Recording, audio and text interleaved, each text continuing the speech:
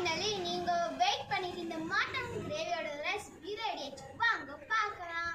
மட்டனுக்கு 15 பூண்டு,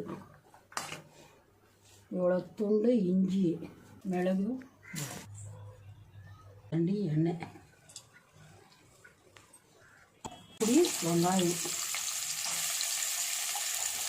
தேவையான அளவு உப்பு சேர்க்கலாம், 3 தக்காளி சேர்க்கலாம்.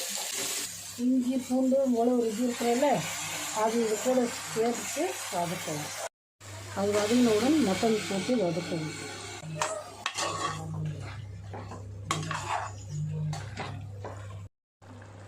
கொஞ்சம் மஞ்சள் பொடி, 3 கரண்டி மிளகாய் பொடி, பட்டலம் 1 கிளாஸ் தண்ணி ஊற்றி